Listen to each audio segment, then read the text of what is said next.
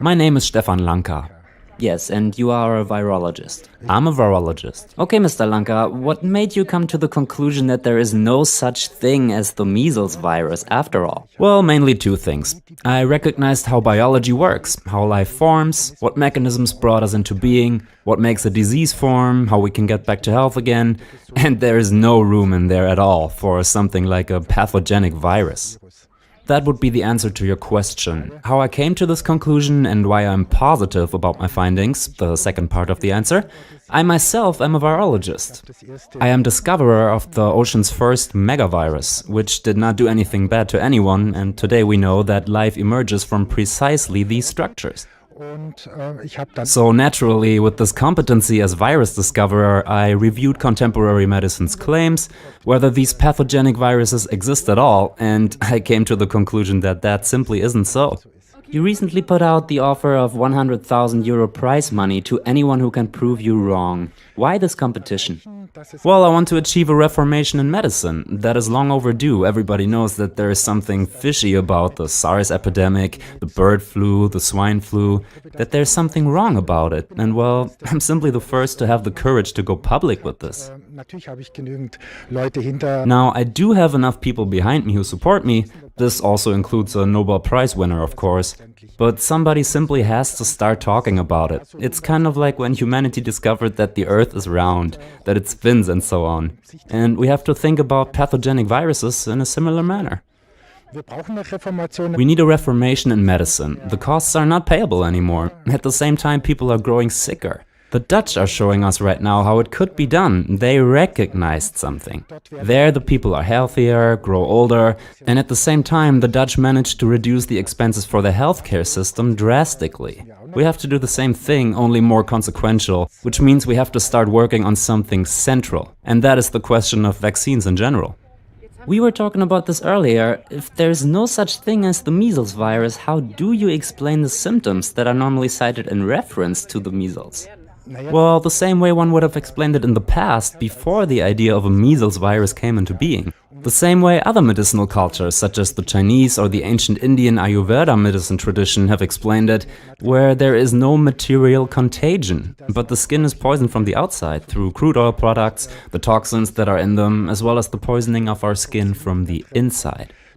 This is the reason why people visit the sauna, so all that stuff can come out. If the kidneys cannot get rid of these toxins, if the urine is white and substances like urea, uric acid and creatinine stay inside the body, all that stuff will work itself to the outside through your skin. The skin nurtures us, the skin detoxifies us. And once that mechanism is compromised, we will get the inflammation of our skin, which is then usually referenced as measles.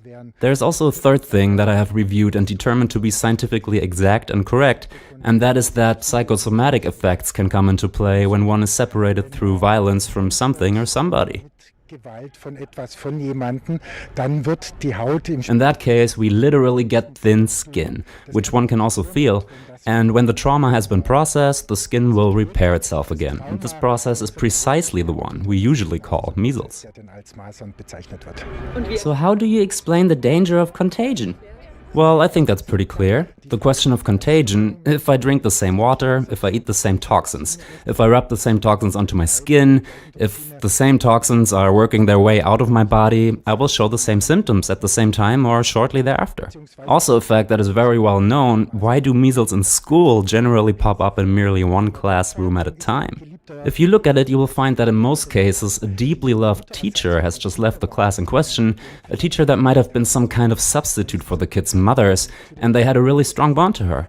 And then the strong contact suddenly breaks off. Well, once a new teacher comes in, she forms a new bond with the kids and they trust her, the skin will repair itself and we will see the measles emerge. Well, there's one young physician from Hamburg who purports that he has proven the existence of the measles virus after all, and is now demanding you pay him the €100,000 prize. Why do you not recognize his proof as such? What is the problem there? Well, the term evidence is defined in Germany and only in Germany. This is the reason I opened this contest under German law, because nowhere else in the world is science defined, neither is scientific fraud part of the usual statutes of criminal law, and this is basically the reason they can say and do whatever they want. I just want to remind you of the sad case of Mr. Herman, which anybody can research for himself, who has outright fabricated nearly all of his publications pertaining to high-dosage chemotherapy in women with breast cancer. Yet this man enjoys a high reputation today, but nothing really happens. However, out of the tradition of legal positivism in Germany, beginning with Immanuel Kant and so forth, legal positivists have quietly created a law that is part of public health, specifically the German infection protection law. So when these questions are decided, our laws, our constitution, the basic law for the Federal Republic of Germany, and specifically the infection protection law apply. The competition is adhering to the exact requirements of the infection protection law, and I have informed Mr. Badens of this in writing as well when he claimed to have contrary evidence. Unfortunately, he suppresses this information in public, and once the civil law process is over, we will ask a court to determine legally what exactly this Mr. Badens has done here. It could simply be that this young physician, who, by the way, does not have a PhD, has never worked in a laboratory and has never published any scientific work, is emotionally and intellectually stuck on this matter, and so he revolts. I have to insinuate that he takes this topic very seriously and in earnest, but so do I. However, I do expect a certain level of discernment, contemplation and tranquility of a young adult, specifically a physician. Moreover, I do expect that he does not take his views into the public prematurely. I don't like that at all. The court should make their decision without pressure, so that they can weigh facts and law against each other, the way it should be. But what information did he submit specifically that you do not recognize as evidence? He has sent me publications that, firstly, anyone who is capable of the English language can verify, because they are all published in English. And you will find that there is no evidence in there for the existence of a virus, for the isolation of a virus, nor for the characterization of the actual elements of a virus. This can be confirmed by any non-professional in a matter of hours who will take the time to read the publications. Furthermore, and this is another reason, these publications did not originate within the German domain of law, nor do they come from the Robert Koch Institute itself, which was cited as the central source, including the contact person there in charge of measles. So it would actually have to be published by that institute, because in Germany all matters of infection are subject to our legislation, laws and constitution, i.e. the right to physical integrity. And I have told the gentleman the same, but it's being ignored, and it will also be ignored in public until tomorrow at about 1 p.m. Then the world will look very different again. So what do you expect to happen tomorrow in court? Are you really sure you won't have to pay the 100,000 euro to this man? Well, of course. I want to achieve a reformation in medicine. To question whether I am sure has to be answered with yes. I am positive. As a virus discoverer, as scientist, that our common explanations for health and sickness, this old neo-Darwinian model of war and conflict and suppression, contagion, viruses and so forth, there is no room in there for it. It's a medicine of yesterday, and I represent the medicine of today and tomorrow. So yes, I am absolutely positive. Ich vertrete die Medizin von heute und von morgen, und da bin ich mir eben ganz sicher. Okay, sind Sie denn dann eigentlich... Okay, so you are not against the designation measles, you are against the claim that it is caused through a virus. Exactly. Because the sickness that emerges seems to be really real, obviously.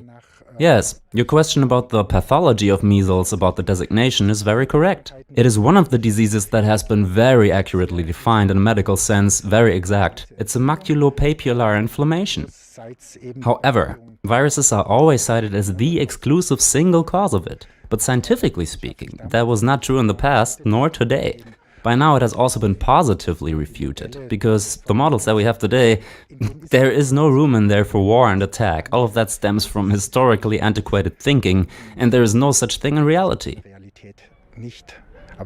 But your question was correct in helping to clarify what measles are. Thank you very much. Yes, of course measles exist as a sickness, and if it affects the whole body, it can become too much for the organism, so that one is obligated to be treated. All of that is correct. Thank you again for this clarification, because sometimes people claim that I would deny the symptoms or even the very existence of the disease. Okay, you're not doing that. I'm not doing that. You understood me very correctly. Right. So treating measles with antibiotics is not really your issue then, or is it? How do you think measles should be treated? Well, no, measles should generally not be treated with antibiotics, only many physicians do not know that and do it anyway. und tun das trotzdem. Es ist ja Officially, it is a viral disease. Erkrankung, bloß eben die erste, die das nicht mitgekriegt But those physicians who did not pay any attention, or older physicians, will simply treat it with antibiotics, which is even wrong according to our contemporary school medicine model and does not make any sense. And how should it be treated? Well, you have to look for the causes. The question cannot be answered in general. Any human will have individual causes. Is it a poisoning from the outside, from the inside? In what condition are the kidneys? This is always the most important thing to look for, just like within Chinese medicine. How are the kidneys doing? Because they tend to enlarge small symptoms tenfold. And what are the psychosomatic effects that contributed? All of this has to be looked at, and you will find the cause and hence the perfect therapy and treatment. Thank you for this interview.